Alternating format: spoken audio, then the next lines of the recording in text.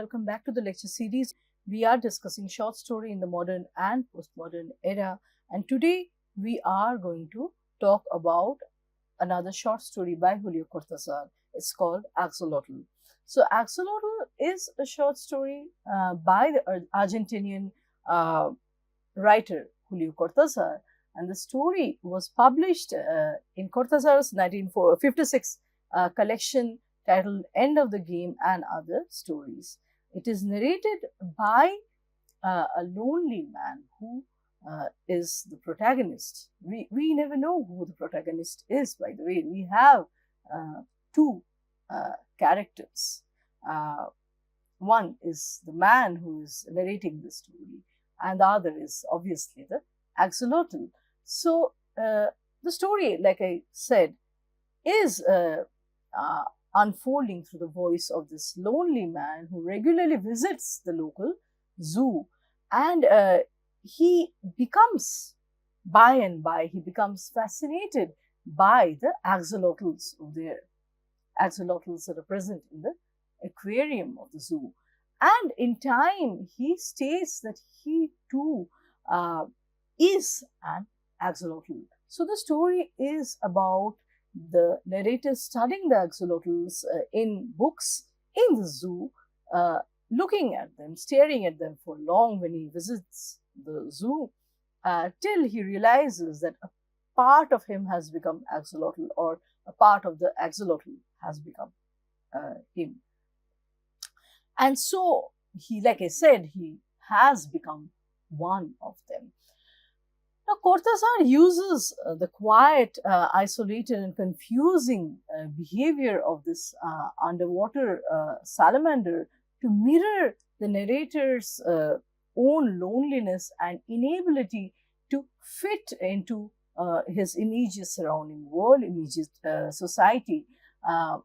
And so we realize that the society does not understand him. There is a point where the security guard at the zoo considers him as slightly cracked. So there is a possibility of, perceiving him as an insane person, or a person lacking some degree of sanity. So the narrator's predicament is apparent. However, the truth of his words is something that the reader has to revisit, because under the circumstances of his eccentric nature, it is open to multiple interpretations. So different readers have their own ways of reading the story, and hence it is so striking, it is so remarkable a work by Cortazar. The narrator is very close to the axolotls, even sharing certain qualities with them. Their aloofness, their stillness, their being a little detached from the rest of the world are some of the qualities that the narrator shares with the axolotl. So, just like the narrator, the axolotls do not fit in very well in any kind of any kind of fixed definition, just like the narrator cannot fit into the immediate society around him. One must understand that the axolotls in the Latin American myth have been also seen as demigods, and they are well known for their capacity of growing very fast. I mean, they have a very protean body structure, where if one part of the body is cut, it grows back very fast. So that gives them a kind of lack of fixity in terms of their shape. The shape can be the shape can be something at one point and then something else at another. That's the axolotl. So as the story progresses, the narrator shares more and more of these qualities of the axolotls, and as he appears to become aware of his own true existence, he's generally losing sight of, losing the perspective of who he is. The narrator of Axolotl brings to question the truthfulness of any of what uh, is written in the story. So basically, no one knows what he writes is true or not, if what he writes is true or not. In the very beginning of the story, the narrator declares that I am an axolotl, right? Which, considering that the narrator is a human, is still a human, can be read as a fabrication. By the end of the story, the reader is unsure whose body embodies whose identity, or if the author himself has plural identities, multiple identities. In the short story, the narrator's own loneliness and isolation are emphasized through his interactions and his similarities with the axolotl. So, Cortazar was inspired by Jean-Paul Sartre's writings on existentialism. So, it might be possible that the story Axolotl is drawing on the existential question too. It's a way of showing the narrator, how the narrator discovers the Sartrean notion of existence. So, as a way of presenting it to the audience, how the narrator is presenting his self to the audience as a transpersonal entity, something that is becoming, so a self that is constantly becoming the other, right? And the other becoming a part of this self. So Cortazar's short stories could be considered as generally existentialist in terms of their protagonists' experiences, right? The narrator's change is antecedent to human awareness, and he delves into a heightened sense of reality as the story moves forward, and gradually it becomes apparent that the axolotls have a strong effect on his mind. These solitary creatures act as a mirror image of the narrator himself, and the reader can watch idly as the mirror begins to blur the line between the narrator and the axolotl, just like the line between reality and fantasy, reality and imagination also begins to disappear.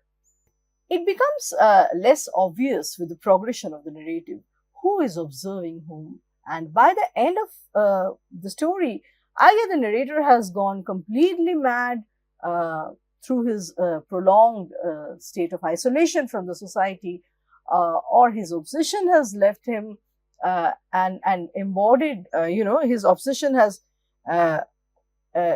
embodied itself as an axolotl. So he had an obsession, a fixity about the axolotls till he became one of them. His obsession is transformed into an axolotl. That could be a possibility.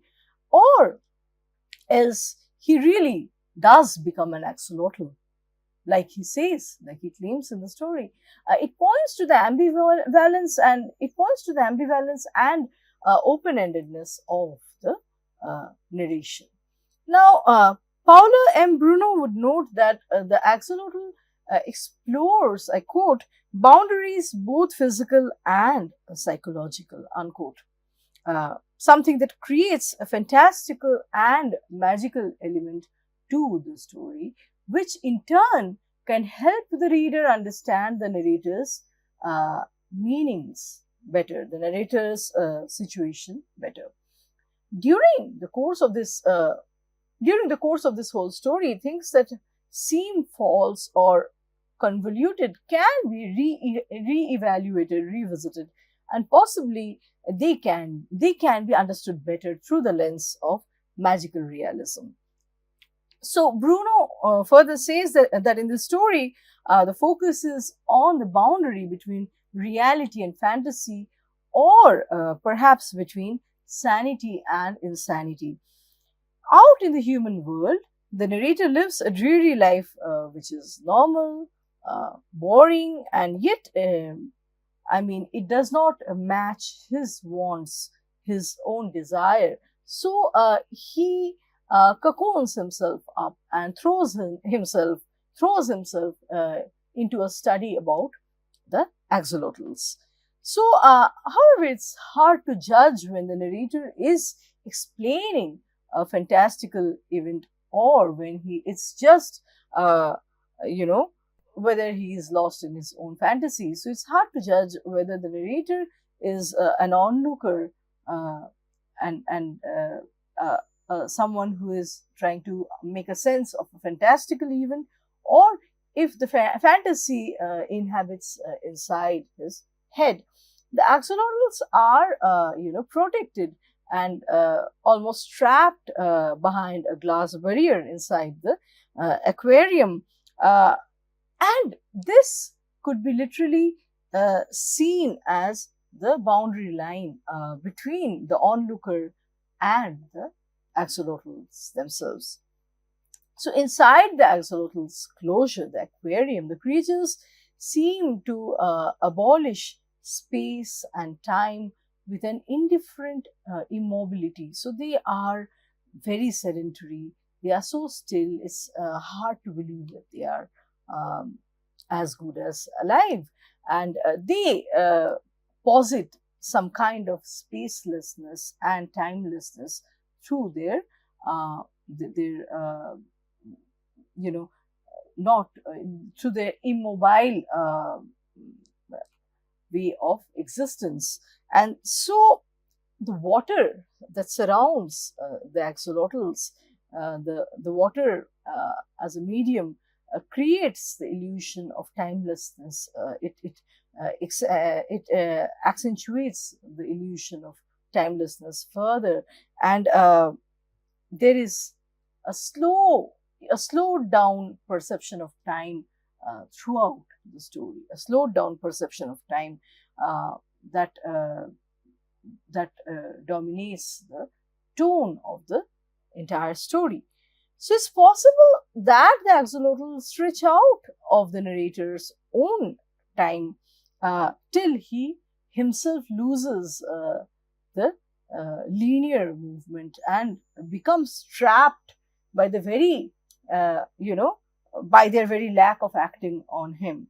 The passivity, the inertness on the part of the axolotls slowly engulf the narrator's separate entity, and he loses sense of time, just like he becomes part of the temporality, part of the time space existence that the axolotls are inhabiting inside the aquarium. And eventually we find that the narrator is losing a grasp on himself. So eventually the narrator loses grasp onto himself. A story like Axolotl is a unique opportunity for the reader to realize that what is said in the story is not always the truth.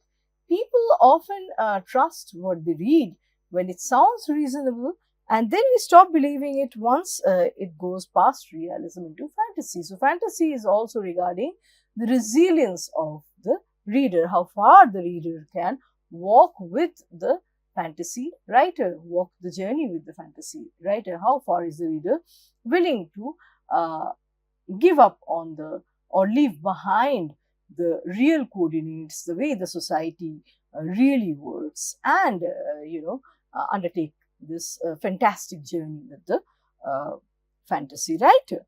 So this short story blurs this line between the real and the fantastic, and it makes it difficult to tell if we are being lied to, whether the narrator is blatantly lying and fabricating facts, or if we are choosing to not trust someone who actually had lived through a unique and captivating experience. So the ambiguity of this entire story by Cortazar consistently confuses the reader and makes them reevaluate themselves, their own standards of truth and untruth, real and unreal.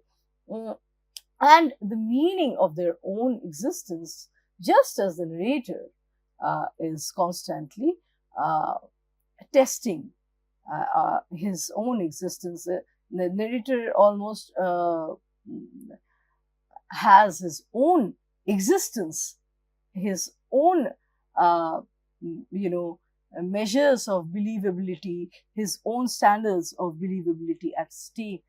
Um, in his process of trying to trying to understand the axolotls better, as well as in the process of his trying to write about the axolotls. So, in the way that there is a boundary between the human world and the aquarium, there is also this divide between the real world and uh, the written world. This parallel can make one lose oneself in the story, just like the narrator once again has lost himself to the books that he was earlier reading about the axolotls. And then he goes to the aquarium, starts visiting them more frequently till his own obsession becomes an axolotl, stays back in the zoo. So he has left a part of himself back there among the axolotls, and he is no longer the same person. So it's very difficult to distinguish between the opposing categories: truth, lie, um, real, fantasy, the narrator, and the axolotl. So Cortazar has an unconventional writing style which encompasses multiple postmodern traits. An important aspect of postmodernism is metafiction, which has been a crucial element, and it keeps coming back in Cortazar's different writings. Patricia Walk notes that metafiction is a term given to fictional writing which self-consciously and systematically draws attention to its status as an artifact, as something that is artificial and man-made, in order to pose questions about the relationship between fiction and reality. Walk notes that metafictional works explore the possible fictionality of the world outside the literary fictional text. So, Cortazar's story Axolotl has a reference to its being a story when he writes. So, we have mention of the story being written within the frame of the story. I quote from the text: perhaps he is going to write a story about us, that believing he is making up a story, he's making up a story, he's going to write all this about axolotls.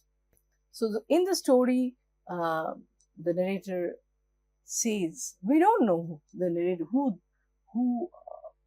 possesses this narrative voice, who this narrative voice belongs to. It could be in all likelihood, it's the axolotl talking about this narrator. It could be the narrator or the author narrator, Cortazar, who is perhaps going to write a story about them one day, and believing that he's going to make up a story, he's going to write all about us axolotls, right? So this statement is in itself is blurring the boundary between reality and fiction, raising the question of whether the story is real or a simulation created by the author turned to axolotl, or the axolotl turned to author. Now, Jean Baudrillard sees simulation as not an imitation or duplication, but a substitution of the original by a simulated image. Contemporary world is seen as a simulacrum by postmodern critics such as Baudrillard, where reality has been replaced by false images, and the people have lost, the postmodern humans have lost the capacity to distinguish between the real and the simulacrum, right? So the real referent is gone forever, beyond reconciliation. So what we make do with, what we can still access is the simulacrum, the simulation of the real and not the real. So there is no real in the postmodern world, in the postmodern, uh, you know, ecosystem or the postmodern way of understanding. So, in the light of Baudrillard's idea, his the way he posits the simulacrum and simulation, so if we look at Cortazar's story Axolotl in the light of Baudrillard's idea of simulation and simulacrum, we understand that the narrator and the axolotl transpose and transmigrate into each other's identity, and they become each other's simulacrum, or possibly one becomes both. And this double identity or fluid transpersonal self is talking from within the frame of the story about the story that is to be written in some near future. So that's very interesting, very layered, and quite complex. So, postmodernism also overthrows any hierarchy or hegemony. While it has been a time immemorial practice by humans to occupy a higher position than animals in the great chain of being, we see in the story the author begins with humanizing the axolotl and in a very traditional sense, anthropomorphizing the amphibian, in a very traditional sense, anthropomorphizing the amphibian. But towards the end of the story, this gaze is reversed. The gaze is not from outside of the aquarium to inside, but from inside of the aquarium, as though the axolotl is staring at the narrator. And so, in this way, the hierarchy between the human cosmos and the animaldom breaks down. So, who is writing about whom? Who remains trapped inside the aquarium in the end? Is it the axolotl, the obsession of the narrator, and a part of the axolotl travels with the narrator, just like a part of his own obsession stays back, trapped inside the aquarium? The very question of separate entity, individual, concrete entity, which is in isolation from everything else, collapses. And this becomes all the more heightened with the merging of the third person and the first person modes of narration. I would like to end our discussion today through reading this excerpt from Axolotl by Julio Cortazar. So I would like to end today's discussion by reading this excerpt from Axolotl by Julio Cortazar. And this is from the last part of the story. This is how the story ends. He returned many times, but he comes less often now. Weeks pass without his showing up. I saw him yesterday.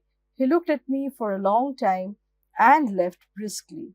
It seemed to me that he was not so much interested in us anymore, that he was coming out of habit. Since the only thing I do is think, I could think about him a lot. We see that the person is changing. There is a transposition, there is a transposing of identity, a transmigration. So he thinks about us. In the next sentence, we see that all I do is think. So till a point, supposedly, the axolotl was saying that he looks at us and he thinks about us. He is not much interested in us anymore. And then the next sentence we know is, all I do is think. I could think about him a lot. It occurs to me that at the beginning we continued to communicate, that he felt more than ever one with the mystery which was claiming him.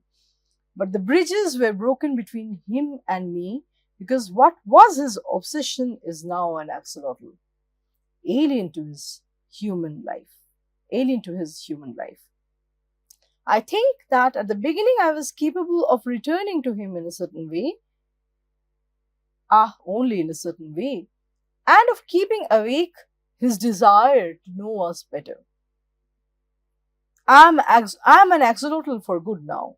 And if I think like a man, it's only because every axolotl thinks like a man inside his rosy stone semblance. I believe that all this succeeded in communicating something to him in those first days when I was still he. And in this final solitude to which he no longer comes, I console myself by thinking that perhaps he is going to write a story about us, that believing he is making up a story, he is going to write all this about axolotls. And this is how it ends.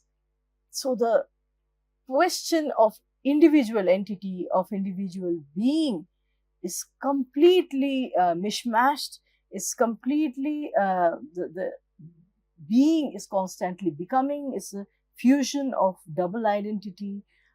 There is a merging of I with he, with they, and that's only how identity is possible in a postmodern short story such as Axolotl, written by Julio Cortazar. So, with this, I'm going to stop today's discussion here today, and we are going to meet for another round of discussions with another short story in our forthcoming lectures. Thank you.